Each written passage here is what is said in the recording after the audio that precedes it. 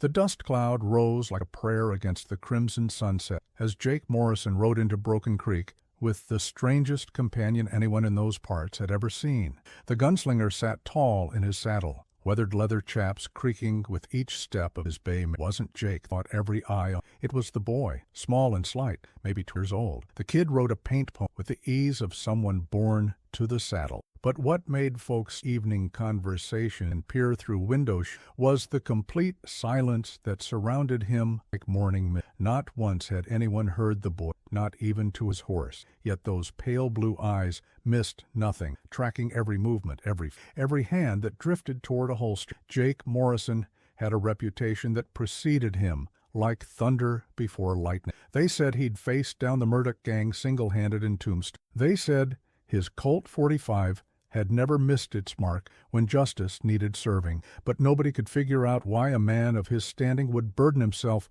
with a mute child who looked like he'd blow away in a strong wind. The Broken Creek saloon fell silent as Jake pushed through the batwing doors, the boy following like a barkeep. Tommy Sullivan had seen his share of dangerous men, but something about this pair made his hand shake as he polished the same glass for the 3rd time. "Whiskey," Jake's voice carrying the gravel of a man who'd swallowed too much desert sand. "And milk for the boy." The request drew snickers from the poker table in the corner where 3 local toughs were counting their meager winnings. The biggest one, a barrel-chested brute named Bull Garrett, slapped his knee and guffawed. "Milk!" Bull hollered. "Hear that, boys? The famous Jake Morrison's riding with a baby who drinks milk." Jake's hand didn't move toward his gun. He didn't even turn around. The temperature in the room seemed to drop 10 degrees. Got nothing to prove to the view, accepting his whiskey from Tommy's trembling hand. The kid took his milk with a small nod of thanks, his eyes never leaving Bull's reflection in the mirror behind the bar. What happened next we talked about in Broken Creek for years to come, though most folks would never believe it if they hadn't seen it with their own eyes. Bull Garrett, emboldened by whiskey and the presence of his cronies, decided to push his luck. He stood up, his chair scraping loud against the wooden floor, and swaggered over to where the boy sat perched on a bar stool. "What's wrong with you, kid?" Bull sneered, leaning down until his whiskey breath washed over the child's face. "Cat got your tongue?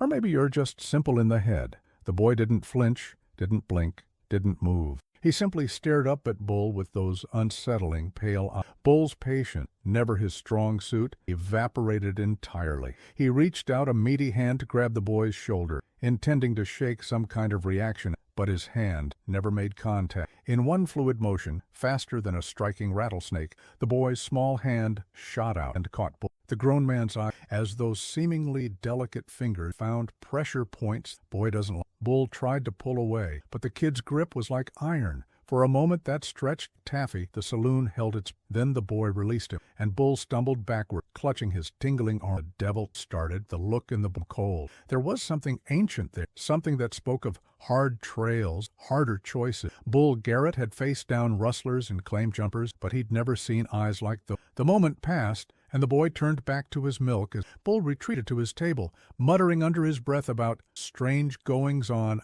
and unnatural children. Jake finished his whiskey and left a coin on the. "Much obliged, Tommy. We'll be needing rooms for the night." "Course, Mr. Morrison," Tommy stammered. "Rooms 2 and 3 upstairs, on the house." As they climbed the narrow stairs, Jake felt the weight of every saloon. He'd grown accustomed to the attention that came with his reputation. Traveling with the boy had added a new dimension, constant scrutiny. People didn't know what to make of a child who moved like smoke and fought like a cornered wildcat. The truth was, Jake wasn't entirely sure what to make of the boy himself. He'd found the kid 3 months ago in the ruins of a burned-out homestead 20 miles south of Yuma. The Apaches had hit the place hard, leaving nothing but charred timbers, painful memories. Jake had been tracking a wanted man through that when he'd spotted the thin line of smoke still rising. He'd expected to find bodies, and a man and woman, settlers by the look of their simple clothes and work-worn hands. But in the root cellar, hidden beneath a false floor, he'd discovered the boy, alive, unharmed, but changed in some fundamental way that went deeper than grief. The kid hadn't spoken a word since that day. Not his name, not where he came from originally, not what he'd seen before Jake arrived. But there were other ways of communicating, and over the weeks of travel, Jake had learned to read the subtle sign. A tilt of the head, meant danger ahead. A hand placed flat on the saddle horn meant they were being followed, and the way the boy's fingers sometimes twitched toward the empty holster on his hip, well, that spoke volumes about skills no child should possess. Jake had tried to leave the boy in several towns along their route, thinking the kid would be better off with a proper family, or at least a school teacher, who could help him work through whatever horrors he'd witnessed. But each time, the boy would simply disappear during the night and show up the next morning at Jake's campsite, ready to ride. After the third attempt, Jake had given up. Some bonds he'd learned couldn't be broken by good intentions or practical thinking. The boy had chosen to ride with him, and Jake had accepted that responsibility, even if he didn't fully understand it. Now, as they settled into their rooms at the Broken Creek Inn, Jake found himself wondering what new test awaited them. In his experience, towns like this one didn't stay quiet for long when his reputation preceded him. There was always someone looking to make a name for themselves, always some young hothead who thought facing down Jake Morrison would earn them a place in the legend. He was right to be. Downstairs in the saloon, Bull Garrett was nursing his bruised wrist and his wounded pride with liberal applications of rot-gut whiskey. His two companions, sensing opportunity in their leader's humiliation, were filling his head with ideas about revenge and reputation. "Can't let that slide, Bull," wheezed Skinny Pete, a scarecrow of a man whose beard couldn't hide the weak chin beneath. "Word gets around that you let a kid manhandle you, your reputation's finished." "Kid ain't natural," muttered the third man, Dynamite Dan, so called for his fondness with explosives during his mining days. "Did you see them eyes? Like looking into a frozen lake." Mela. Bull Garrett wasn't known for his intelligence, but he was shrewd enough when it came to reading the currents of respect and fear that governed life in places like Broken. He knew that if he let this incident pass without response, every two-bit gunslinger and would-be tough guy would see it as Morrison's got himself a reputation, working with the whiskey resembling a plan. But reputations can be broken, just like anything else. Man travels with a freak kid. Maybe he's going soft. Maybe he's not the gunfighter. The idea took root and grew like desert sage after. By the time Tommy Sullivan called, Bull Garrett had convinced him that Jake Morrison, weakened by sentiment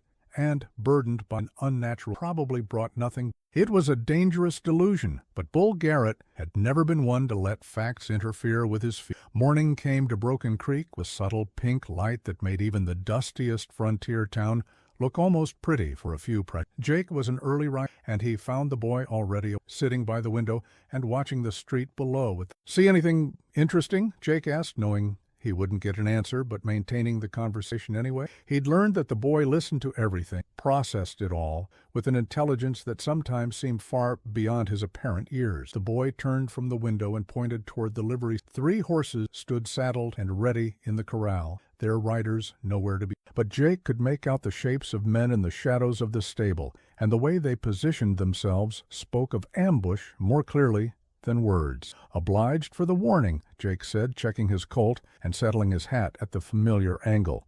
"Looks like we've got ourselves a situation." They made their way downstairs to find the dining room empty, except for Mrs. Henderson, the innkeeper's wife, who served them eggs and bacon with shaking hands and worried glances toward the windows. "Might be best if you folks stayed inside today," timid and talk. Well, sometimes talk to trouble. "Appreciate the concern, ma'am," Jake replied, "but trouble has a way of finding a man, whether he goes looking for it or not." As if summoned by his words, the bat-winged doors of the saloon across the street swung open, and Bull Garrett stepped into the morning light. He'd strapped on his gun belt and gathered his courage along with his 2 companions. The 3 men spread out across the dusty street in the classic formation of a showdown. "Morrison!"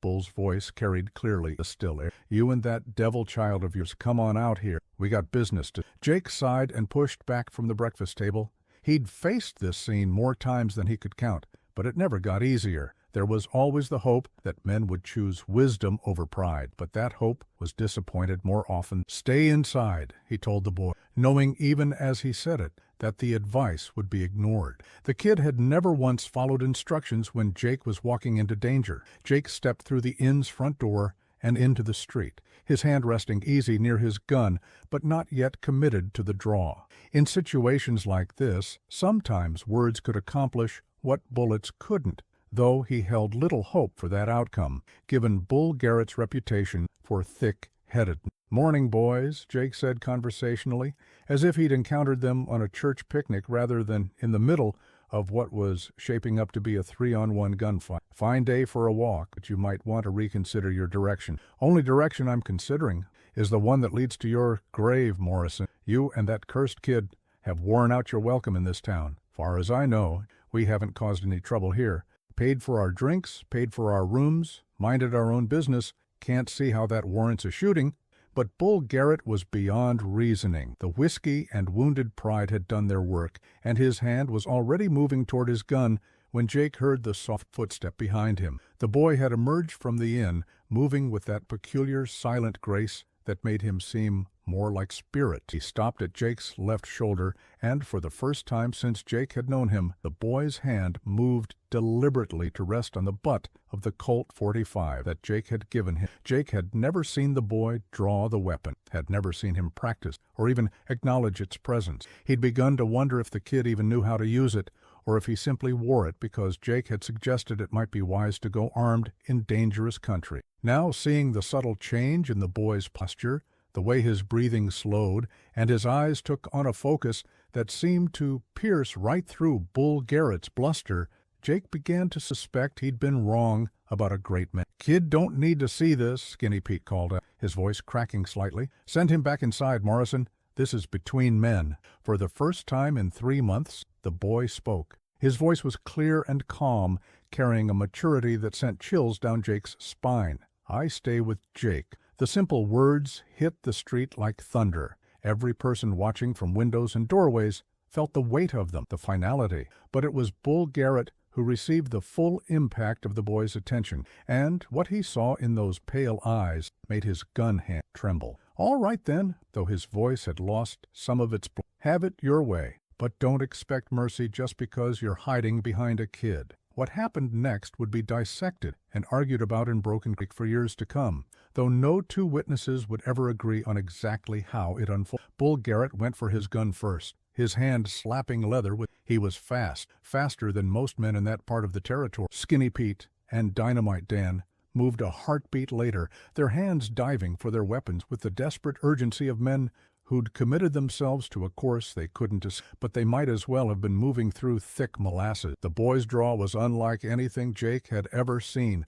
There was no wasted motion, no flash of metal catching sunlight, no dramatic flourish. One moment his hand, the next the Colt was in his, speaking its deadly. 3 shots, so close together they sounded almost like one. 3 men folding to the dust like marionettes with cut strings. Bull Garrett clutched his shoulder, his gun fallen forgotten in the dirt. Skinny Pete sat down hard, holding his wrist where the boy's bullet had shattered bone and sinew. Dynamite Dan lay on his back, staring at the sky with wide eyes, a neat hole through his hat where the bullet had parted his hair by less than an inch. Not one of them had been permanently removed from life, but each had been taught a lesson in humility that would last considerably longer. The boy's gun disappeared back into its holster as smoothly as it had appeared. He looked at the 3 groaning men with no expression at all, then turned and walked back into the inn as if nothing more interesting than a brief rain shower had interrupted his breakfast. Jake stood in the sudden silence, his own gun still in its holster, untouched and unneeded. Around him, the people of Broken Creek began to emerge from their hiding place, whispering among themselves in voices filled with awe and disbelief. "Somebody better fetch Doc Martinez," Jake said, his voice carrying clearly in the morning air. "These boys are going to need some patching." As the town stirred into action around the wounded men, Jake made his way back into the inn. He found the boy at their table, calmly finishing his eggs as if the last few minutes had been nothing more than a minor interruption. Jake sat down across from, studying that young face for any sign of emotion, any indication of how a child could shoot with such precision and deadly calm. But the boy's expression revealed nothing, and his pale eyes held their secrets close. "Where did you learn to shoot like that?" Jake asked quietly. The boy looked up from his plate, meeting Jake's gaze directly for a long moment. Then he spoke again, his voice carrying the same disturbing maturity that had silenced the street. "My father." 2 words, but in them Jake heard the echo of long hours spent practice,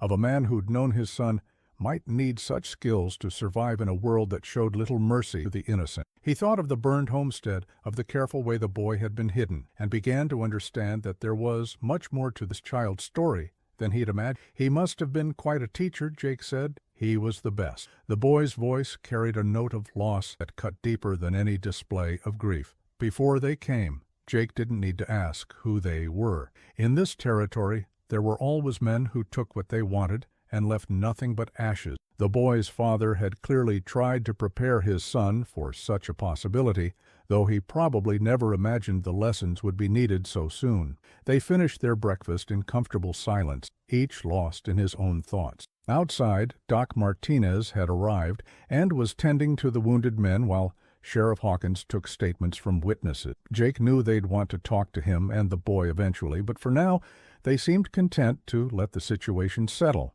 Word of the shooting spread through Broken Creek like wildfire, carrying with it a new understanding of a mysterious child who rode with Jake Morrison. The boy wasn't just some orphaned waif seeking protection. He was a gunfighter in his own right, perhaps the most naturally gifted one anyone in those parts. But with that recognition came where had he come from? Who had trained him? And most importantly, what did such skill mean for a child barely into his teenage years? As the day wore on, Jake found himself watching the boy with new eyes. He noticed things he'd missed before. The way the kid's gaze constantly swept their surroundings, cataloging threats, escape routes, the manner in which he positioned himself to keep walls at his back and clear sight lines to all entrance, the unconscious way his weapon's position whenever stranger. These weren't they were the instincts of someone who'd lived with danger, a constant companion, someone who'd learned that survival and more accurate. That evening, as they sat on the inn's front porch, paint of gold and crimson, Jake decided it was time for. "Reckon we need to talk about what happened today," he said, rocking slowly in his chair. The boy nodded but didn't speak, apparently waiting for Jake to continue. "That was some of the finest shooting I've ever seen," Jake went on, "and I've seen considerable shooting in my time. Your father taught you well."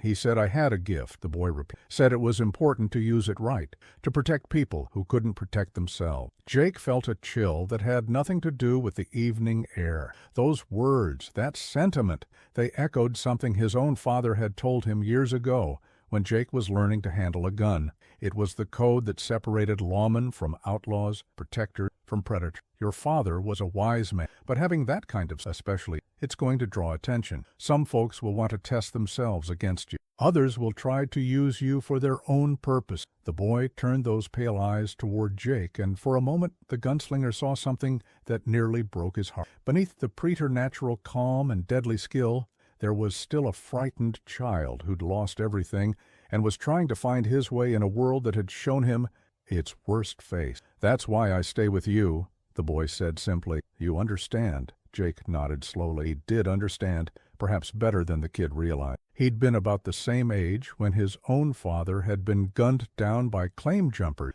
leaving Jake to navigate the treacherous currents of frontier justice alone. The boy was right to stay close to someone who'd walked that dark path and emerged with his humanity intact. Right then, we'll keep riding together. But there are going to be rules. The boy tilted. First rule, you don't draw unless there's a reputation like the one you're building can be a terrible burden for someone your age. Second, we look out for each other. That means if I tell you to run, you run. And if you tell me there's danger, I listen. Third rule, we use our skills to help folks who need helping. Your father was right about having a gift. It comes with responsibility. The boy considered this for a long moment, then nodded gravely. "I understand." As if summoned by their conversation, Sheriff Hawkins chose that moment to approach. He was a middle-aged with prematurely gray hair and the cautious demeanor of someone who had learned to respect the complexities of frontier justice. "Evening, Mr. Morrison," he said, touching the brim. "Mind if I say a word?" "Course not, Sheriff." "This about the shooting this morning?" Hawkins nodding, uncertain. "Partly. Bull Garrett and his boys are going to live, though they'll be eating humble pie for a while. Doc says Skinny Pete's wrist might never work quite right again, but that's his own doing." Jake waited, sensing. "Thing is," Hawkins continued, "I've been sheriff here for 8 years, and I've never seen shooting like what happened today. That boy of yours." He paused, clearly struggling with how to proceed. "Well, There's talk he might not be entirely natural. Jake felt the boy tense beside him, and he understood the sheriff's dilemma. In a time and place where superstition walked hand in hand with harsh reality, exceptional skill could easily be mistaken for something supernatural. Boys, natural enough, just had excellent teaching and natural talent. Happens. Maybe so, Hawkins, though his tone suggested lingering doubts. But I'll tell you straight, miss, his presence here is making folks nervous. Nothing personal, you understand, but you'd prefer we moved along, Jake finished. I understand, Sheriff. We weren't planning to stay long anyway. Relief flickered across Hawkins's weathered features. Appreciate your understanding. You're welcome to finish the night, of course. Just thought it might be best if you were on your way. Come morning. After the sheriff left, Jake and the boy sat in silence as the stars emerged one by one in the darkening sky. Jake found himself thinking about the pattern that seemed to be developing. Arrive in a town, try to mind their own business, get drawn into conflict because of who they were and what they represented. Reckon we'll always be moving on, the boy said quietly, as if reading Jake's thought. Maybe, Jake admitted, or maybe we'll find a place where folks judge a man by what he does rather than what they think he might. You think such a place exists? Jake looked up at the vast expanse of stars, each one a distant sun with its own story to tell. I'd like to think so. Your father believed in protecting people, and that tells me he believed in the good that people could do. Maybe that's enough. The boy was quiet for a long moment, then asked, "What happened to your father?" Jake had been expecting the question eventually. In the strange bond that had formed between them, it was natural that the boy would want to understand the man he'd chosen to follow. Killed by men who wanted our land, Jake said simply. I was about your age when it happened. Spent the next few years learning to be faster and more accurate than anyone who might try to take what was mine. Did you find them, men who killed him, eventually?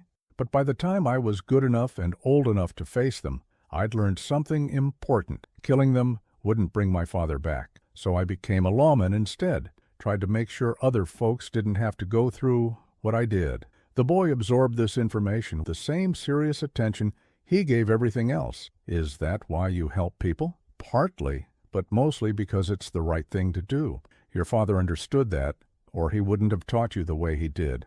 As the night deepened around them, Jake found himself reflecting on the strange turn his life had taken. 3 months ago, he'd been a solitary figure riding the territory's dangerous trails, answerable to no one but his own conscience. Now he was responsible for a child whose skills might surpass his own, whose presence changed the dynamic of every situation they encountered. It should have felt like a burden, but somehow it didn't. Instead, it felt like purpose. Like maybe all the years of walking alone had been preparation for this moment, this responsibility, this chance to guide someone else away from the darker paths that skill with a gun could lead a man down. The boy stirred beside him, and Jake realized the kid had been watching was unsettling. What are you thinking about? The future? Wondering what kind of man you'll grow up to. I want to be like you, as someone who helps people. Jake felt a warmth in his chest that had nothing to do with the desert climate. Reckon you're already well on your way, son. It was the first time he'd called the boy son,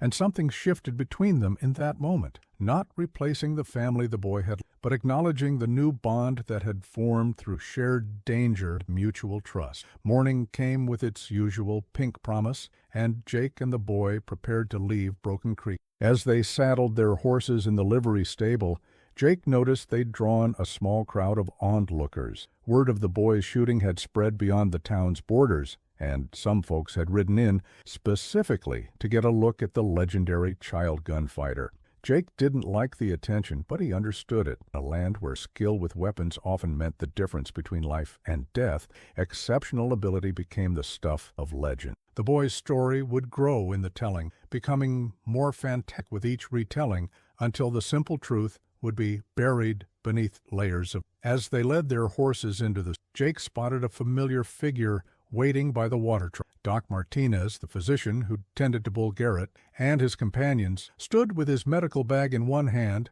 and a thoughtful expression on his weathered face. "Mr. Morrison," the doctor called out, "might I have a word before you leave?" Jake handed his reins and walked over to where the doctor waited. "About yesterday, I've been practicing medicine for 23 years, seen every kind of injury you can imagine, but those wounds," he shook in amazement, "each bullet hit exactly where it needed to disable, without causing permanent harm. The shoulder shot missed every major artery by less than an inch. The wrist shot broke bone but avoided nerve damage. And that hat shot, he whistled, quarter-inch lower, and it would have been fatal. Jake waited, sensing the doctor had. Point is, Martinez continued, that kind of precision isn't luck. It's skill combined with conscious choice. That boy of yours could have easily killed all 3 men, but he chose mercy instead. In my experience, that's rarer than fast hands. He's a good kid, Jake said simply. More than good. He's got the makings of something special. The doctor's eyes moved to where the boy waited patiently with the horses. Just thought you should know that not everyone sees him as a threat. Some of us recognize a protector when we see one. The words stayed with Jake as they rode out of Broken Creek, heading north toward the territorial capital. It was good to know that at least some folks could see past the boy's age and apparent strangeness to recognize the character beneath. But Jake also knew that for every person like Doc Martinez, there would be 10 like Bull Garrett, men who saw only threat or opportunity in the boy's exceptional abilities. The road ahead would be filled with tests, and not all of them would be as straightforward as a simple showdown in a dusty. As the miles passed beneath their horses' hooves, Jake found himself studying the boy with new understanding. The kid rode with the unconscious grace of someone born to the saddle, his pale eyes constantly scanning the horizon for signs of danger or interest. But there was something else now, something that hadn't been there before their conversation the previous. The boy seemed more at peace, as if acknowledging his skills, accepting his responsibilities, had lifted some invisible weight from. He even hummed occasionally as they rode, a soft tune that Jake didn't recognize but found oddly comforting. They made camp that night beside a clear stream that wandered down from the distant mountain. As Jake tended to their horses and the boy gathered firewood, the gunslinger reflected on how natural their partnership had become. Without words or formal agreement, they'd developed a rhythm that spoke of mutual trust and complementary skills. After supper, as they sat around their small fire and watched the stars emerge, the boy surprised Jake, speaking without prompting. "My real name is Thomas," he said quietly. "Thomas Patterson. My father was Samuel Patterson." Jake added another stick to the fire, giving the boy time to continue if he chose. He was a cavalry officer before he became a rancher, fought in the war, saw things that made him want to find some place peaceful to raise a family. Thomas stared into the flames as he spoke. "He taught me to shoot, because he said the world was still a dangerous place, but he always said the gun was a tool, not a solution." Sounds like a wise man, Jake. He was. Used to tell me stories about heroes from the old days, knights who used their strength to protect people who couldn't protect themselves. Said that's what it meant to be a man, regardless of what weapon you carried. Jake felt a deep respect for this Samuel Patterson he'd never met, a man who'd managed to pass on values along with skills, who'd understood that true strength came from knowing when not to use the power you possessed. "What happened to your mother?" Thomas was quiet for so long that Jake thought he might not answer. Then, in a voice barely above a whisper, the boy said, "Fever took her when I was 8. After that, it was just me. He said she would have wanted me to grow up strong and good, so that's what he tried to teach me." The pieces of the puzzle were falling into place now. A former soldier, alone with his son on an isolated ranch, doing his best to prepare the boy for a world that had already shown its capacity for cruelty. Samuel Patterson had given his son every advantage he could, including skills that most men never mastered in a lifetime. "He'd be proud of what you've become," Jake said with conviction. Thomas looked up from the fire, and for the first time since Jake had known him, the boy, it transformed his entire face, revealing the child he still was beneath the premature gravity that circumstances had forced him. "I hope so. I want to live up to what he taught me." As they settled into their bedrolls that night, Jake felt a sense of completeness that had been missing from his life for longer than he cared to. He'd spent years riding alone, telling himself that independence was safer, that caring about others only led to pain when the inevitable loss occurred. But now, listening to Thomas's quiet breathing and knowing that tomorrow would bring new challenges they'd face together, Jake understood that some risks were worth taking. Some bonds were strong enough to justify the vulnerability. The next morning, brought visitors to their camp in the form of a cavalry heading south toward the border. The lieutenant in charge, a young man named Davidson, whose uniform still looked fresh from the sutler, approached the fire with cautious due to armed civilians in hostile territory. "Morning, gentlemen," Lieutenant Davidson said, touching him. "I'm Lieutenant Davidson, 2nd Cavalry. Mind if I ask your business in this area?" "Just traveling," Jake replied. Nothing concerned the arm. Davidson's eyes moved to Thomas, taking in the boy's youth and the gun at his obvious. "That's quite a young man to be carrying weapons. Boy can take care of himself quiet better than most grown men." As something in Jake's tone warned the lieutenant not to pursue that line of inquiry, but his duty required him to ask the obvious question. "You wouldn't happen to be Jake Morrison, would you? The gunfighter?" "I am."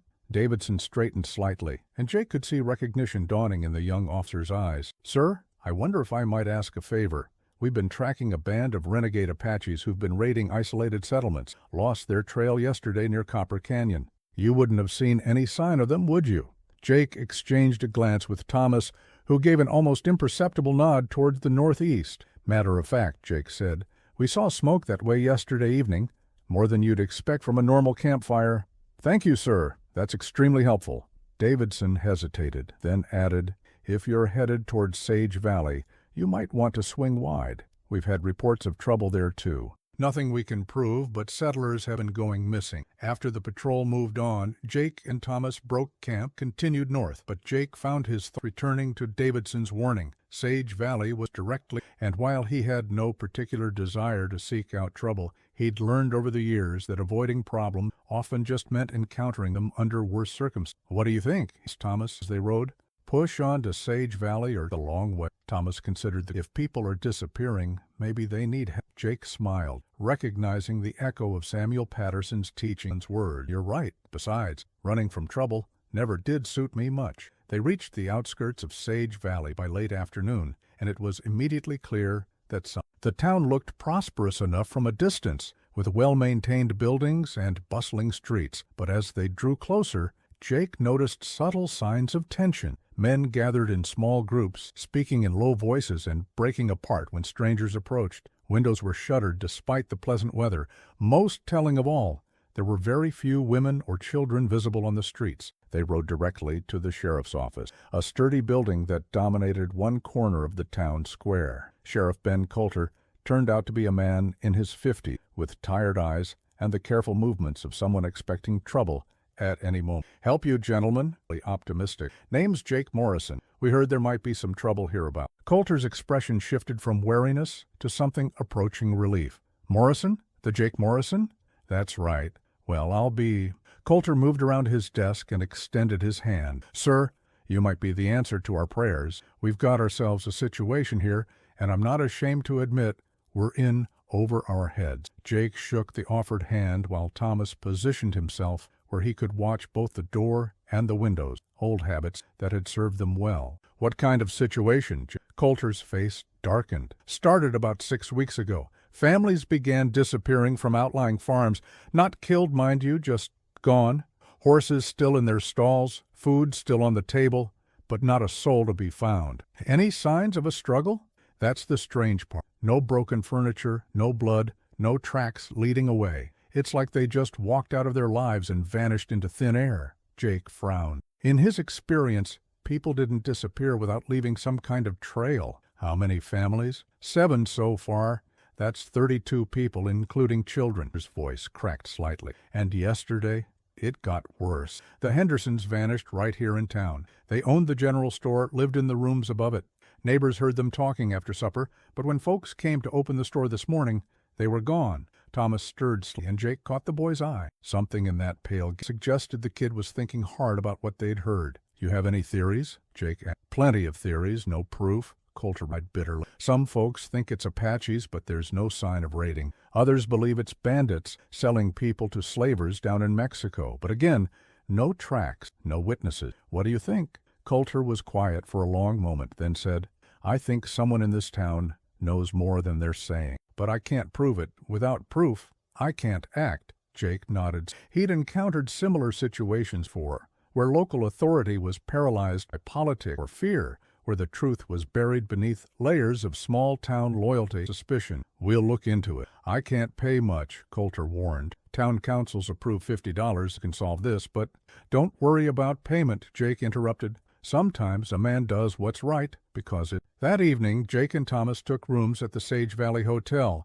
and began their investigation in the traditional manner by listening to conversations in the hotel restaurant and the saloon next door. What they heard was enlightening. Beneath the surface, fear and speculation, certain patterns emerged. All the missing families had been relative newcomers, folks who had arrived within the last 2 years and hadn't yet established deep roots in the community. Moreover, all of them had been reasonably prosperous, savings or property that made them attractive target. But it was Thomas who noticed the detail that broke the case. As they sat in the restaurant, sharing a plate of beef and beans, the boy leaned close and the man by the window. He's wearing a watch that belonged to one of the missing. Jake glanced casually toward the indicated table, where a well-dressed gentleman was dining alone while reading a newspaper. The man was perhaps 40 years old, the soft of someone who'd never done hard physical labor, a confident bearing of local importance. You sure about the watch? Thomas saw the description on Sheriff's desk. Gold case with initials J.H.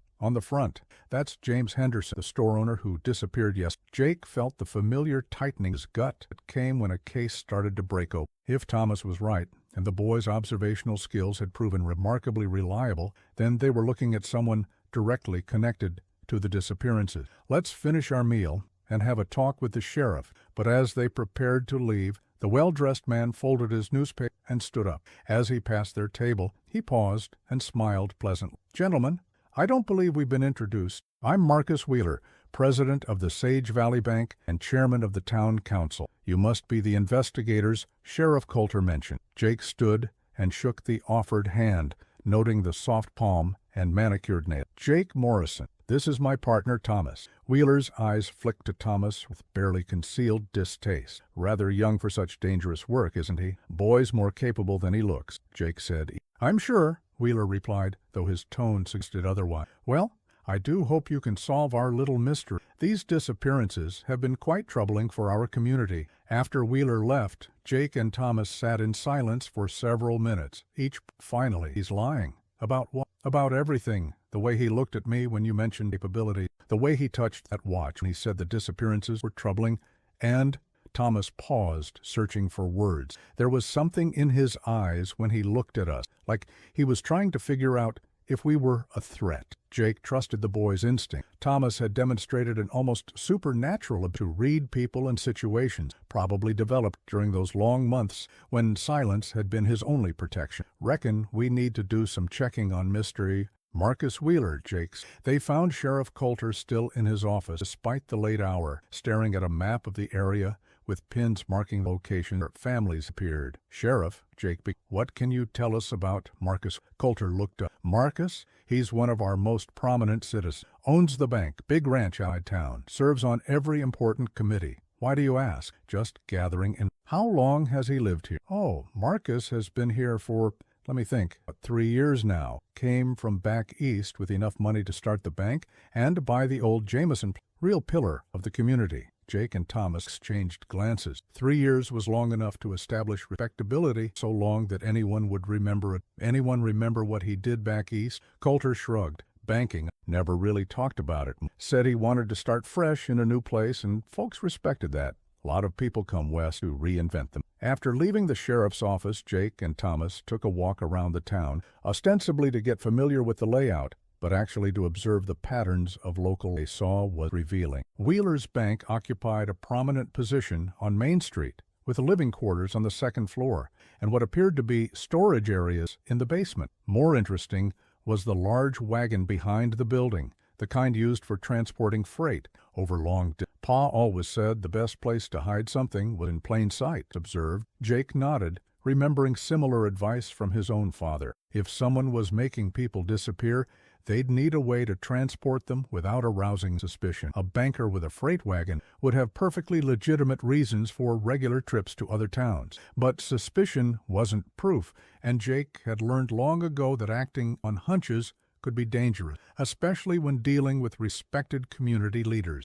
They spent the next day gathering more information, speaking with shopkeepers and townspeople about the missing families and the town's recent history. A pattern began to emerge that painted Marcus Wheeler in an increasingly suspicious light. Several people mentioned that Wheeler had shown unusual interest in the newcomer families, often visiting them at their farms or businesses under the guise of offering banking. Others recalled that he'd been seen in the vicinity of several properties shortly before their owners disappeared. Most damning of all was the testimony of an elderly woman named Mrs. Garrett, who lived next to the general store. "I saw Mr. Wheeler talking to the Hendersons the evening before they disappeared," Thomas over tea in her. "Seemed like a heated conversation, though I couldn't make out the words, but I did see him shake Mr. Henderson's hand at the end, and something changed hands. Could have been money." Thomas leaned forward slightly. "What time was this, ma'am?" "Oh, must have been near 9 o'clock. I was getting ready for bed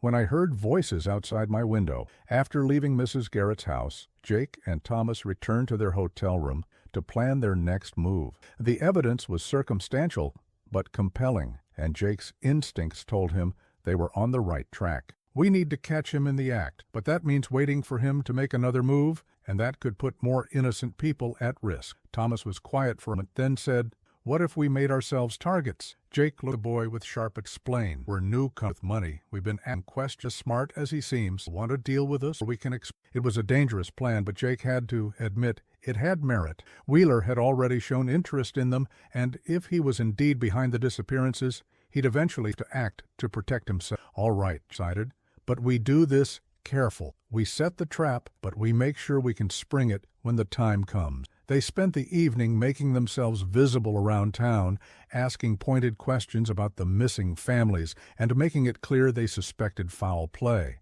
By the time they returned to their hotel, Jake was confident that word of their activities would reach Wheeler within hours. They were right. Near midnight, a soft knock at their door announced the arrival of trouble. Jake opened the door to find Marcus Wheeler standing accompanied by two rough-looking men who had the unmistakable bearing hired money. "Mr. Morrison," Wheeler said with false, "I wonder if we might have a word. There's been a development in the case that I think will interest you." Jake stepped back to let them enter, noting how Thomas positioned himself near the window where he'd have multiple options for movement. The boy's hand rested casually near his gun, ready but not threatening. "What kind of development?" Jake asked. Wheeler's smile never wavered, but his eyes had gone cold. "The kind that requires immediate action. You see, Mr. Morrison, you and your young friend have been asking the wrong questions of the wrong people." "Indeed, and while I admire your dedication to justice, I'm afraid your investigation ends here." One of Wheeler's companions, a scarred man with dead eyes, moved his hand toward his gun. It was the signal Jake had been waiting for, but it was Thomas who acted first. The boy's Colt appeared in his hand like magic. The barrel centered on Wheeler's chest before any of the adults in the room had fully processed. "I wouldn't," said quietly, his voice carrying the same eerie calm that had unnerved Bull Garrett days earlier. Wheeler's eyes went wide with shock, but the scarred gunman continued his draw, either not believing what he was seeing or too committed to the action to stop. Thomas's gun spoke once, and the man's weapon went spinning from nerveless fingers as the bullet shattered his wrist. The second gunman, seeing his partner's fate, raised his hands quickly. "Now then," Jake said conversationally, drawing his own weapon to cover the two hired men, "suppose you tell us what really happened to those missing families." Wheeler's composure cracked like thin ice. "You don't understand. This is a legitimate business operation. Kidnapping and selling people is legitimate?" Thomas asked, his gun never wavering. They weren't being harmed, simply relocated to places where their skills were needed. The Southwest has a labor shortage, and these families were being given opportunities to work as slaves, Jake finished coldly. "Save your breath, Wheeler. We know what you've been doing." The confession came pouring out, then, aided by Wheeler's desperate hope that cooperation might save his neck. He'd been running a sophisticated slave operation targeting newcomer families who wouldn't be immediately missed, using his position of trust to get close to them, then having them drugged and transported south to work camps in Mexico. The freight wagon behind his bank had hidden compartment for transporting unconscious victims. The missing families were all still alive, as far as Wheeler knew, but working in conditions that amounted to slavery. "Where exactly are they being held?" Jake demanded. Wheeler provided detailed information about the camp locations, transportation routes, and the criminal organization he'd been working with. By the time Sheriff Coulter arrived with his deputies, summoned by the sound of gunfire, they had everything they needed to mount a rescue op. The next morning, a combined force of cavalry and local law enforcement rode south toward the Mexican border,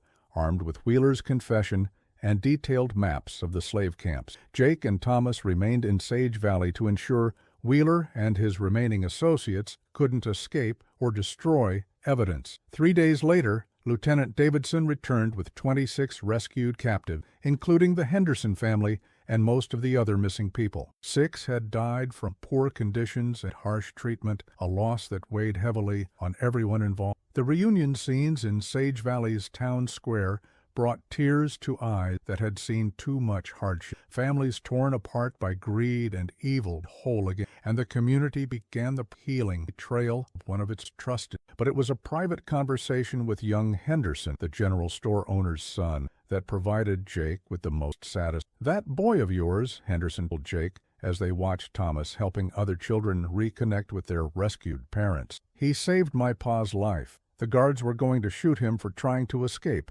but when they saw the cavalry coming, they figured it wasn't worth the trouble. Another day or two and—" Jake nodded, understanding. Thomas's sharp eyes and quick thinking had made the rescue possible, had saved lives that would otherwise have been lost to Wheeler's greed. As they prepared to leave Sage Valley, now hailed as heroes by the grateful community, Jake found himself reflecting on the strange journey that to this 3 months ago he'd been a solitary gunfighter with a reputation built on personal skill and unwavering principle. Now he was part of something larger, a partnership that multiplied both their capabilities and their impact. Thomas wasn't just a skilled gunfighter. He was a force for justice in his own right, someone who could see through deception and act with deadly precision when innocent lives were at stake. The town council's reward turned out to be considerably more than the promised $50. Grateful families and local businesses contributed to a fund that provided Jake and Thomas with enough money to sustain them for months, though Jake suspected they'd give most of it away to people who needed it. As they rode north from Sage Valley, Thomas surprised Jake by speaking without prompting. "Do you think we made a difference?" Jake looked back at the town. Their families were rebuilding their lives, and a community was learning to "I think we made all the difference in the world." The word son came natural, and Jake noticed that Thomas sat a little straighter in his saddle when he heard it. They were family now, bound by something stronger than blood, united in their commitment to protecting those who couldn't protect them. The trail ahead stretched endlessly toward the horizon, promising new challenges and new opportunities to make a difference. But Jake no longer faced that uncertain future alone. He had a partner, a son, someone who shared his values and exceeded his skills in ways that still amazed him. And Thomas Patterson, the silent boy who'd emerged from tragedy to become something remarkable, had found what he'd been looking for without knowing it, a purpose that honored his father's memory and a future that promised meaning beyond mere survival. As the sun set behind them and the stars began their eternal dance overhead, Jake Morrison and Thomas Patterson rode into legend, two unlikely heroes whose story would inspire others long after their names had become whispered myths around frontier campfires. The boy who could shoot better than any man alive had found his place in the world, and the world was better for it.